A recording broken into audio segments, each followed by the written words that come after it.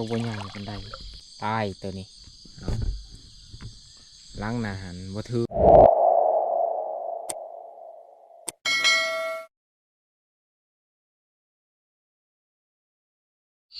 เอา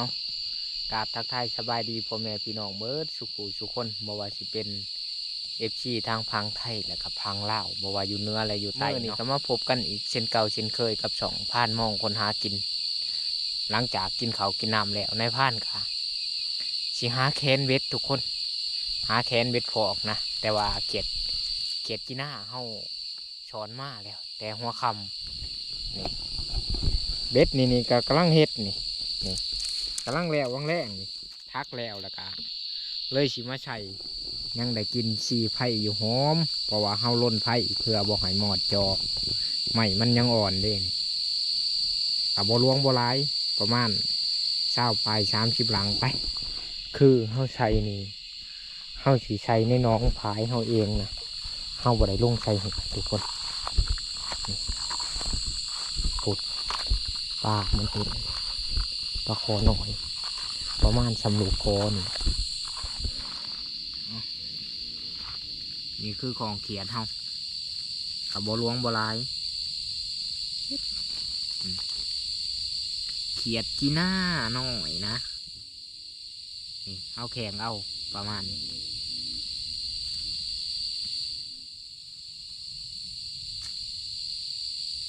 เสียบคามันเลยเขาชูหนาหนาวเลยเสียงนี่ตกกลางคืนมานี่บ่จักจริงจิโปมห้องนี่ร้ายได้จิโปม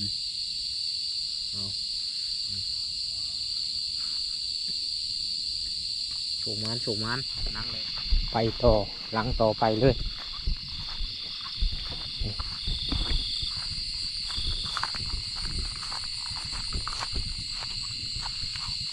แหละใส่ตามหิมมัน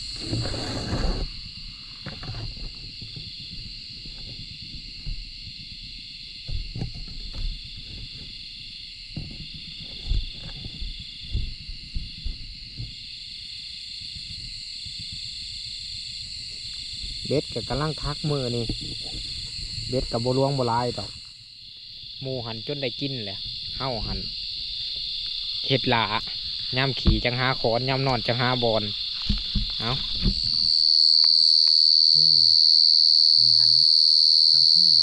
ถามว่าเห่าหาชักนี่มันสิมีแต่ตัวผูนะชวนตัวแม่นี่มันบ่ห้องเลยตัวผูหลายสุดนี่จิโปมนี่แต่เขาก็ชื่ออยู่ได้คือตามทีในพานเห็นเขาคล้ายขัน70 โตต่ออันนั้น20,000นะ70 โตต่อ20,000ถ้าเป็นเงินไทยกับประมาณอยู่30-40 บาทคือประคอจำเนียนนี่ร้ายเด้นี่โมใหญ่ประมาณชำลูกคอนนี่แหละเฮาที่ใช้เลาะไปตามพังนี่พูดเอาใช้มาแต่ทางพูดนะเบ็ดกับบลวงบลาย20 ปลายหลังทุกคนครบใหญ่ทุกคน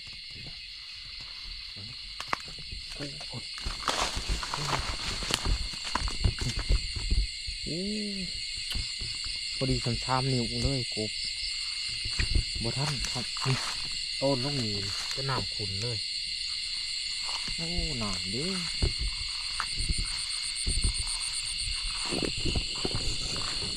เราสิใช้ไปตามปลาเขานี่แหละเพราะว่าย่านปลาคอมันขึ้นมาพอกินปลาซิวนะถ้าขึ้นมาแถวนี่กับปลาบ่ค่อยใหญ่หรอกเพราะว่าปลาใหญ่มันสิอยู่แต่บอนเป็นว่างนะคือแถวนะปุ๊ส่วนปลาหน่อยนี่มันจะขึ้นมาเหลือแถวนี่แหละก็มีอยู่บางที่กับเด็กๆมันขึ้นมานอนในน้ำตื่นเป็นไดคือปลาคอสั่งร้ายได้ปลาคอแต่ว่ามันจะขึ้นมานอนอยู่น้ำตื่นหูปุดไป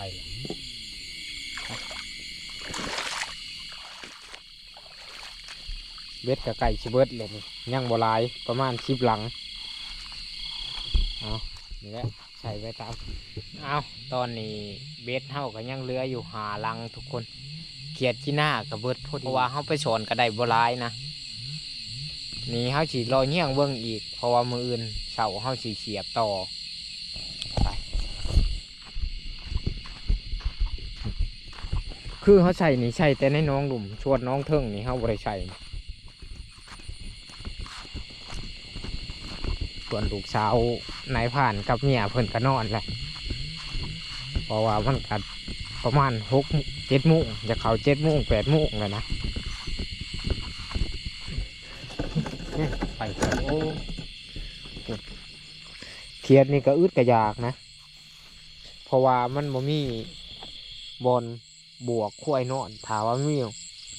มีบวกควายนอนแล้วมันสิลายมันสิไปโหมมันกินขี่ควายนี่คือเฮาหาตามมันบ่อยากลายเป็นไรอีกจุดประสงค์หนึ่งนี่คือหน้ามันบ่ทันขอนแหละเขียดหันมันบ่โหมเขียดจีหน้าเฮาสีเงียงตามคลองรถไถที่เฮาแก้เขาเนี่ยมันก็มีอยู่แต่บ่ล้วงบ่หลาย1 โตคำนี้นี่พอดีเลยนะใหญ่เกินไปมันก็บ่ค่อยกินปลาถ้าว่าจังหนึ่งก็คือสิมันหยาบหั่นแหละมันก็เลยบ่กินนี่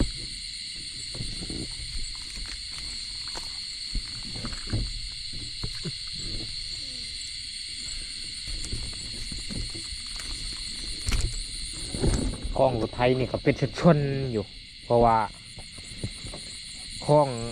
เฮาแก่พรเขานะ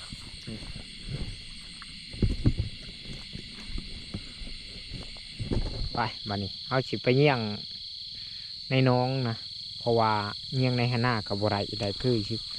จับเยี่ยงในหน้ากับบ่ได้ใดคือ5-6 โตเฮาสิจับจิโปมไปเลยโอ้ยบ่ทันครับบัดสิชับแท้ๆก็คือบ่ได้ยินเสียงห้องจิโปมก็เอาทุกอย่างนะว่าแต่ของกินบ่เอาแต่ไม้ดอกเท่านะนายพานนี่เด้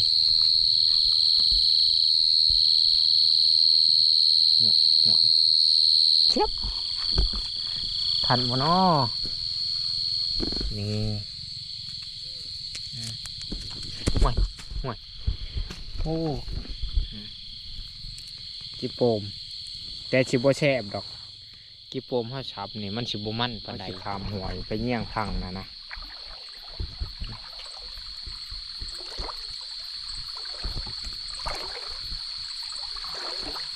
น้ำก็บ่เลิกเพราะว่าฝนมันหยุด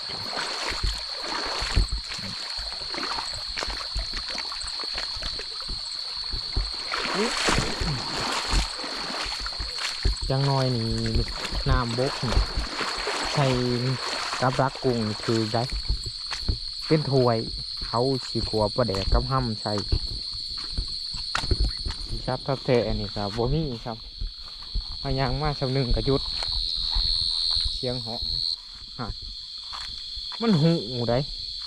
นี่แหละพอเรื่องชัดมันหูว่าคนยางหรืออย่างบ่ว่าคือกันบ่ต่างยังกับหมูมันหูโลดถ้าว่าเข้าไปบ่เคียมนี่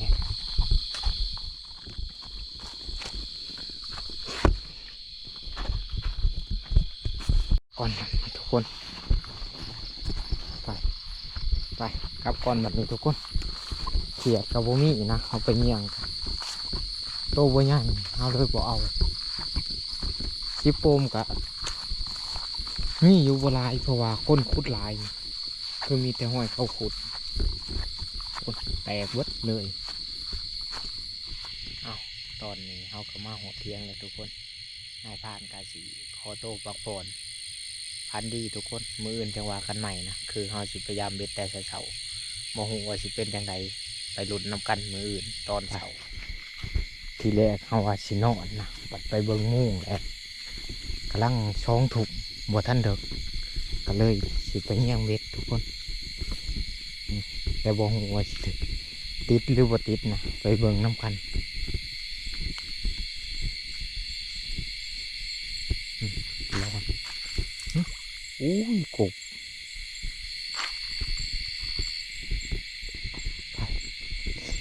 พยายามแต่ผมว่า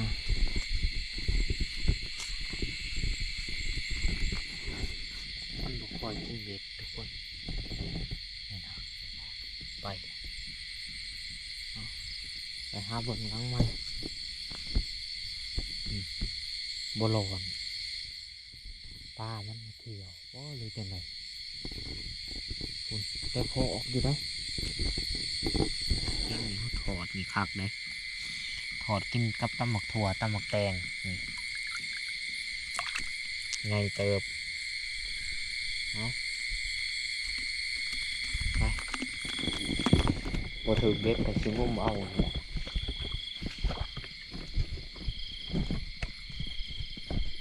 แต่ป้ายังกินบ่ถือช็อตกินยังไงเด้อเบ็ดใหม่เอาเอาติดเลยทุกคนติดเลยตัวนึงตัวน้อยนี่ใต้เลยก็ได้คือจุ่ม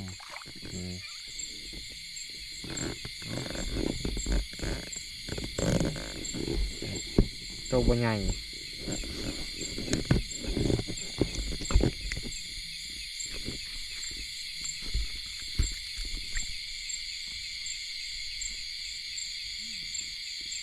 โอ้กบอยู่พังนะนะในพันดอกมานี่ก็3 ตัวเลยกบโย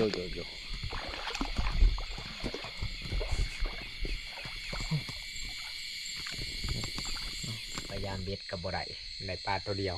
นอนก่อนมันคิดว่ามันสิถือบ่ถือสับตอนนี้นายพันกำลังตื่นทุกคนประมาณ5 โมงนะตอนนี้ตื่นช่วยแน่วันนี้เฮาชิวเด็กพยายามเบ็ดกับบริโตกคืนกันยังดีไปเขานี่ก็ยังเคี้ยวอยู่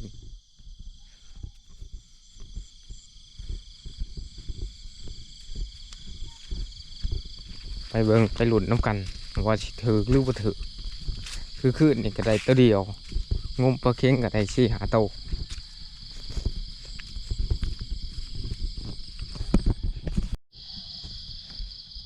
เอาชิยามจะล้างแหลกนะไป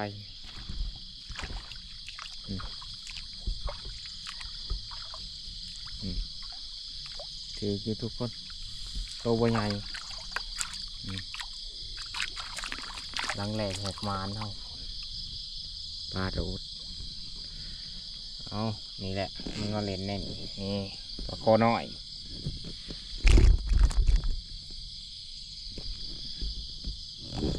ลังต่อไป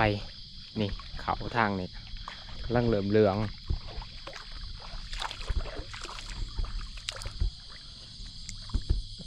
ร้อน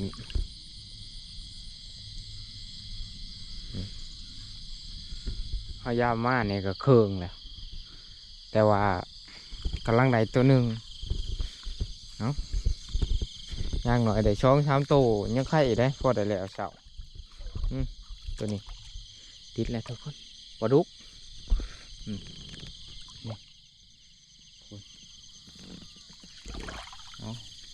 นี่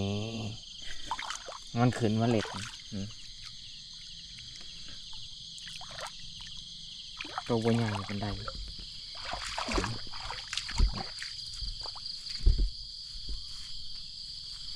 ปลาดุกหน้าเฮาแต่กี้หันตัวใหญ่นี่หันมันบ่มีใหม่นะปลามันโดดตรงยาแล้วมันก็ถือจะเป็นปลาโขด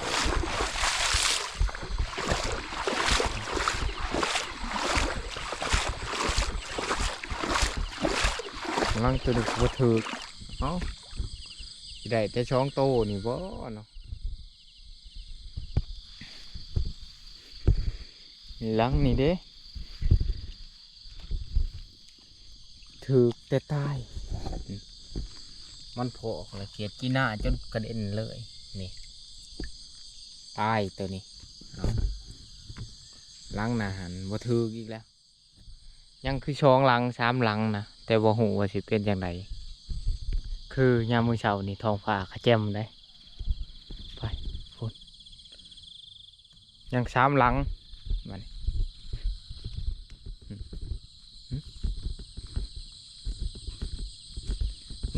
เนี่ยเห็นว่าถือปลาดุกอีกแล้วนี่ตัวนี้ใหญ่แน่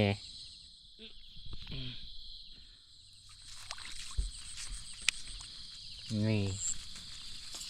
คล้ายๆกับปลาดุกพันธุ์เลย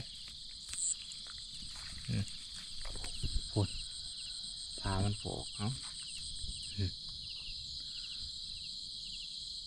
พังนะหันไปแต่ถืออยู่แต่ว่าบ่ได้ขามตัวใหญ่เนื้อนี่แน่นเอ็นตัดเราได้เนื้อนี่เอ้ยเกือบเนาะนี่ก็ได้แล้วเช่าหรือว่าก็มันถือบ่ถือนี่เป็นน้ำเฮาชัยเขียดเฮาชัยเขียดซ้ายมันบ่เข่งทุกคนและเขียดมันบ่ยันนะถามมันยันแน่นี่อาจจะถือเพราะว่าป่าคอมันสิเห็นน้ำเพื่อนแล้วมันสิมากินแต่กี้เขาใช้นี่เขียดจนจมน้ำป่าโผกมันหาอะไรกินไปชิวเอาถือว่าเขาใช้เบ็ดนี่กะพ่อได้แล้วเฉาอยู่ทุกคนคือได้ปลาหัน4 โตปลาดุก2ปลาคอ2ไปเขาจีได้เมื่อหาเอางัวเอางัวออกนะแล้วก็คือมือนี่ก็เป็นอีกมือหนึ่งนะที่ว่านายพรานสิโพนเขาหลังจากเก็บเกี่ยวแล้วเลยแต่ก็ยังว่าท่านสำเร็จเถื่อเขาเลยสิโพนก่อนแต่ว่าทีมงานเขาได้ยินว่าสิเข้าป่าแล้วมือนี่บางที่ถาว่า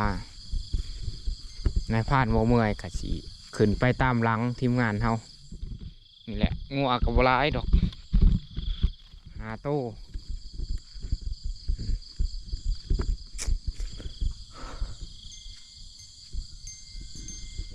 นี่คือเขาเฮาที่มันเขียวเฮาสิเห็ดแนวพันธุ์เขานี่ก็เริ่มเลื้องเลยหลังจากเฮาเบิ่งนี่หมากมันก็เริ่มอยากเลื้องแน่เลย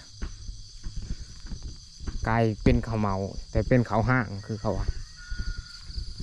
ไปเมื่อเที่ยงก่อนตอนนี้เฮาก็มาหอดเที่ยงกันตีเรียบร้อยนี่ปลา7 โล